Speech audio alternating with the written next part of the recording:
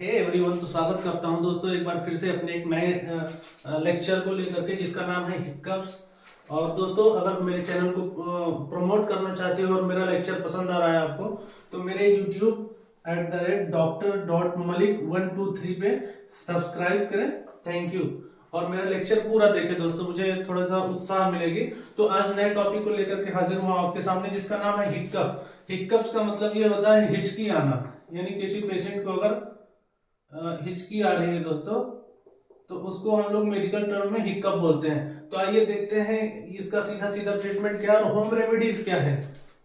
तो home remedies में देखेंगे, breathe into a plastic bag held over nose and mouth, यानी प्लास्टिक का बैग लेना है, मुंह पे लगा के उसको उसमें फूंक मारना है और अपने सांस को रोकना है दोस्तों। ये पहला नंबर हो गया जो होम रेमेडीज करना है। जो दूसरा हो गया वो हो गया hold breath as long as possible, यानी सांस को रोकना है बहुत देर तक, ऐसा सांस को होल्ड करना है। ये 3 से 4 टाइम, इसे थोड़े थोड़े टाइम में अपने को करना है। जो थर्ड नंबर हो गया hold breath pinch the nose, यानी सांस को रोकना है और नाक को पिंच करना है, दबाना है। उसके बाद में ड्रिंक करना है वाटर, यानी पानी पीना है उसके कुछ देर बाद में। सांस को रोकना है, नाक को दबाना है, कुछ देर बाद पानी पीना है। ये तो हो गया होम रेमेडीज। अगर हल्का फुल्का हिक्कप है या हिचकी है तो ये खत्म हो जाएगा।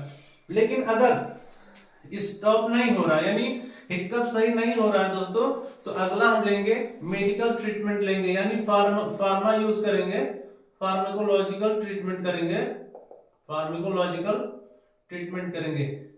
तो दोस्तों, जो आप नया नया मेडिसिन सीख रहे हैं, आप अगर फार्मेसी कर रहे हैं या नया नया क्लिनिक खोलने की सोच रहे हैं, कहीं प्रैक्टिस कर रहे हैं किसी डॉक्टर के पास में, तो मेरे चैनल को @Dr.Malik123 को यूट्यूब पर फॉलो कर सकते हैं, सब्सक्राइब कर सकते हैं और शेयर कर सकते हैं, ताकि मैं हर दिन आपको एक नया एक टॉपिक जनरल प्रैक्टिस के बारे में बताता रहूंगा। तो आइए सीखते हैं कि फार्माकोलॉजिकल ट्रीटमेंट कैसे करना है हिचकी का, हिक्कप का। अगर कोई पेशेंट आता है आपके पास में, बता रहा है डॉक्टर साहब मुझे हिचकी आ रही है, मुझे हिक्कप आ रहा है, तो अगला ट्रीटमेंट क्या करना है, तो फार्माकोलॉजिकल सीखते हैं। तो जो पहला नंबर हो गया वो म्यूकेन जेल हो गया, जो बहुत फेमस जो लिक्विड आता है, आमतौर पे मिल जाता है हर फार्मेसी पे, ये हो गया म्यूकेन जेल। और एक दूसरा हो गया 7LA, म्यूकेन जेल और 7LA, ये लिक्विड यूज करना है। 2 चम्मच लेना है, हर 2 से 4 घंटे पे देना है। ये एंटासिड और ऑक्सीडाकेन, यानी एनेस्थेटिक जेल, एनेस्थेटिक और एंटासिड प्रॉपर्टी इसमें मिली होती है म्यूकेन जेल में और 7LA में। इसको 2 चम्मच लेना है, 2 से 4 घंटे पे देते रहना है।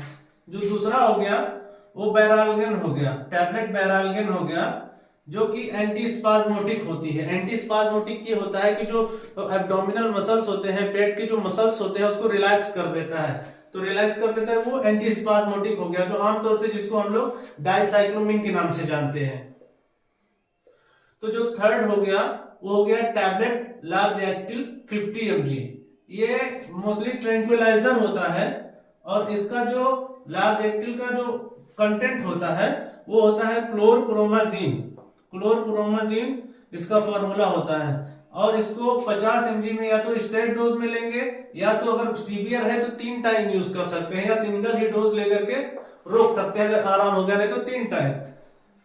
तो जो चौथा नंबर का है, जो चौथा नंबर देखते हैं फार्माकोलॉजिकल में, अगर पेशेंट को एंजाइटी हो रही है साथ में, और एंजाइटी की वजह से जो है वो हो रहा है, तो एंटी एंजाइटी ड्रग यूज करेंगे, जैसे अल्प्राजोलाम हो गया, क्लोनाजिपाम हो गया, एटिजोलाम हो गया, जो बेंजोडाइजेपिन ग्रुप की जो दवाएं हैं। तो मोस्टली यहाँ पर हम लोग देखेंगे अल्प्राजोलाम को 0.25 mg में एक लोअर डोज में लेना है, और 3 टाइम यूज करना है एक लोअर डोज में। ये सारे ट्रीटमेंट मैं एडल्ट डोज के लिए बता रहा हूं, जो बच्चों में इस्तेमाल नहीं करना है, जो एडल्ट है उनके लिए इस्तेमाल करना है।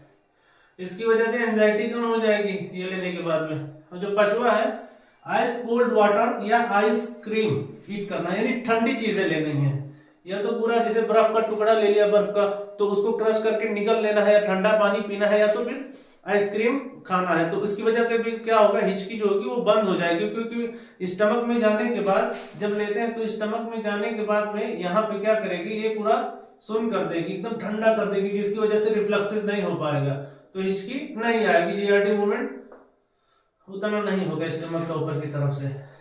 तो अब देखते हैं उसके बाद भी अगर कंट्रोल नहीं हो रहा है, ये फार्माकोलॉजिकल ट्रीटमेंट देने के बाद में भी अगर कंट्रोल नहीं हो रहा है बच्चों, तो आगे हम क्या करेंगे, कंट्रोल अगर नहीं हो रहा, स्टिल वैसे ही बना है, तो इंजेक्शन यूज करेंगे बैरालगेन, यानी जो हमने यहाँ पे टैबलेट यूज किया था डाइसाइक्लोमिन का, उसका हमको इंजेक्शन बैरालगेन यानी एंटीस्पाज्मोटिक डाइसाइक्लोमिन का जो है 10 mg का हमको इंजेक्शन यूज करना है। इसको आईएम दे सकते हैं या स्लोली आईवी भी दे सकते हैं, कोशिश ये करें कि इसको आईएम दें। जो दूसरा नंबर हो गया वो हो गया जाइलोकेन विस्कस, यानी जाइलोकेन का लिक्विड आता है, उसको 30 ml लेना है और वाटर में मिला करके पिलाना है। रिपीट कर सकते हैं 4 घंटे बाद। होता क्या है जाइलोकेन लेने के बाद, जैसे कि हमने यहाँ पे जाइलोकेन लिया, तो ये जाइलोकेन लेने के बाद में जब स्टमक में आता है, ड्यूडेनम में आता है, तो ये एनेस्थेसिया की वजह से, एनेस्थेटिक प्रॉपर्टी होती है जाइलोकेन, तो इसकी वजह से ये सुन्न पड़ जाता है, जिसकी वजह से ये ऊपर ये डायफ्राम पे ऐसा लंग्स रखा रहता है, तो ये रिफ्लक्स नहीं कर पाता, तो डायफ्राम को फोर्स नहीं करता, जिसकी वजह से हिचकी बंद हो जाती है। तो हर 4 घंटे में इसको रिपीट कर सकते हैं। जो तीसरा नंबर होता है वो स्टमक वॉश होता है, विद आइकोल saline plus 1% soda bicarb. Stomach को वॉश करते हैं। स्टमक को वॉश करने के लिए हम लोग नेजल रूट के जरिए पाइप डालते हैं, और उसके बाद में आइस कोल्ड सलाइव डालते हैं, बर्फ के टुकड़े डालते हैं, प्लस लिक्विड, या तो उससे भी कर सकते हैं। दूसरी चीज कैसा है, ये सोडा बाइकार्ब 1% लेते हैं, और नॉर्मल सलाइन जो होता है उससे भी उसके पानी से भी स्टमक वॉश कर सकते हैं। जो चौथा नंबर होता है, तो ये जिसको आता है वही करे, नहीं तो इसको छोड़ देना चाहिए स्टमक वॉश को। जाइलोकेन विस्कस देंगे, इंजेक्शन एंटीस्पाज्मोटिक देंगे डाइसाइक्लोमिन, उसके बाद में इंजेक्शन लार्जेक्टिल देंगे 50 mg, ट्रैंक्विलाइजर है ये, तो ये इसको भी आईएम देना है। अभी यहाँ ओरली हम लोग यूज कर रहे थे ऊपर। और टैबलेट या इंजेक्शन बैक्लोफिन यूज करेंगे। टैबलेट देंगे बैक्लोफिन, तो ये भी मसल रिलैक्सेंट का काम करता है, तो 10 mg TDS देंगे, या injection baclofen 50 mg 1 ml slow IV देना है डिस्टिल वाटर में मिला करके। बैक्लोफिन बहुत अच्छा काम करता है एक कप में। हिचकी में सबसे बेस्ट रिजल्ट है बैक्लोफिन का। अगर आपके पास कुछ नहीं है, आपको कुछ नहीं आता है मोटा मोटा, तो ये पकड़िए कि एक इंजेक्शन डाइसाइक्लोमिन यूज कर लेना है एंटीस्पाज्मोटिक, या उसके बाद टैबलेट, दूसरा हमको बैक्लोफिन यूज करना है, और तीसरा हमको म्यूकेन जेल यूज करना है। बस ये 3 चीज यूज कर लेना है, और चौथा लगा तो अल्प्राजोलाम दे देंगे, बस मोटा मोटा पकड़िए। अब ट्रैंक्विलाइजर जो हमने दवा बताया ना लार्ज एक्टिल का, अब ये होता क्यों है, क्या है ट्रैंक्विलाइजर? तो ट्रैंक्विलाइजर जो होता है, इसका जो थोड़ा सा टिप लेते हैं, ट्रैंक्विलाइजर जो होता है ये एंटी एंजाइटिक प्रॉपर्टी है, यानी एंजाइटी को भी कम करता है, ये स्लीप को बढ़ाता है, इंड्यूस करता है नींद को, मसल रिलैक्सेंट का भी काम करता है ट्रैंक्विलाइजर जो दवा होती है, और एंटी कन्वर्जेंट यानी जो मिर्गी उर्गी दौरा पड़ता है उसके लिए भी कम करता है। ये सब ट्रीटमेंट, टिपिकल ट्रीटमेंट ओरल और इंजेक्शन देने के बाद भी अगर बना रहता है, आपको नहीं समझ आ रहा है, तो यहाँ पे करना क्या है, एडवाइस करना है, अब लेबोरेटरी और रेडियोलॉजी करवाना है, ब्लड यूरिया करवाना है। ब्लड यूरिया इसलिए करते हैं क्योंकि कभी कभी प्रोस्टेट बढ़ा रहता है, पेशाब पूरी तरीके से पास नहीं होता, तो फिल्टर नहीं हो पाता है, पूरा यूरिन नहीं निकल पाता है, तो उसका जो यूरिया है वो ब्लड में भी, मतलब पूरी ब्लड में यूरिया मिलने लगता है, और सीरम क्रिएट करते हैं, यानी रेनल बराबर काम नहीं कर रहा है किडनी, तो उसके लिए हम करेंगे किडनी फंक्शन करेंगे कि अपनी, जिसमें हमको ब्लड यूरिया, सीरम क्रिएटिनिन ये सब देखने को मिलेगा। दूसरा नंबर है एक्सरे चेस्ट करेंगे। एक्सरे चेस्ट करके हम लोग देखेंगे किसी तरीके से इसोफेगस में कोई रुकावट तो नहीं है, लंग्स में या डायफ्राम में किसी चीज की कोई उसके लचीलेपन में कोई कमी नहीं है, किसी तरीके का इन्फेक्शन या कोई लंग्स में कोई ट्यूमर वगैरह तो नहीं है।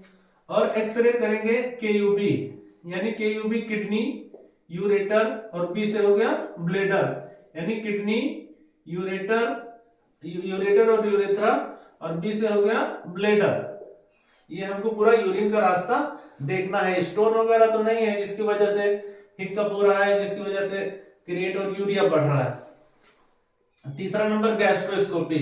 गैस्ट्रोस्कोपी में क्या करते हैं, गैस्ट्रोस्कोपी में वही मोटा मोटा पकड़े तो एंडोस्कोपी हो गया, कैमरा डाल के पूरा स्टमक का, इसोफेगस का, एक्लेसिया कार्डिया तो नहीं है, यहाँ के रास्ते पतले तो नहीं है, ऑब्स्ट्रक्शन तो नहीं इसोफेगस में या स्टमक में कोई चीज की दिक्कत है ड्यूडेनम में, ये पूरा स्कोप डाल के चेक करते हैं। गैस्ट्रोस्कोपी। जो चौथा नंबर होता है नॉर्मल, जो आम जगह पे करने को मिल जाता है, वो हो गया यूएसजी, अल्ट्रासोनोग्राफी। इसमें लीवर देखते हैं और प्रोस्टेट देखते हैं। लीवर देखेंगे कि लीवर में किसी तरीके का एब्सेस तो नहीं है, कोई ट्यूमर तो नहीं, या पोर्टल हाइपरटेंशन तो नहीं बढ़ रहा है लीवर के अंदर में, और प्रोस्टेट चेक करेंगे यूएसजी करके कि यूरिन ऑब्स्ट्रक्शन तो नहीं हो रहा है। और एक छोटी सी टिप और ले लेते हैं हिक्कप में, हिचकी में, अगर यंग पेशेंट है, कोई यंग लेडी है, तो उसको हो सकता है हिस्टीरिया की भी शिकायत हो, हिस्टीरिया में भी हिचकी आने लग जाती है, तो लगातार आती है, तो ऐसे कंडीशन में हमको ट्रैंक्विलाइजर यूज करना है। वही इंजेक्शन जो बताया था लार्ज एक्टिल 50 mg IM देना है, यही दे देना है। और अगर कोई ओल्ड पेशेंट है लगातार उसको हिचकी आ रही, तो हमको ये सस्पेक्ट करना है कि हो सकता है यूरिन के जो है ऑब्स्ट्रक्शन हो रहा है, यहाँ पे प्रोस्टेट बड़ा हो और ब्लड यूरिया जो है वो बढ़ गई हो, यही चीज देखना है। बहुत ही इजी स्टेप है, आप एक एक स्टेप नोट करते चले और ये पैटर्न पे आप हिक्कप का ट्रीटमेंट कर सकते हैं। हिचकी का बहुत कुछ कॉम्प्लिकेशन नहीं है। अगर मेरा चैनल अच्छा लगे तो आप YouTube पर जा करके @Dr. Malik 123 सब्सक्राइब करें। थैंक यू वेरी मच, धन्यवाद।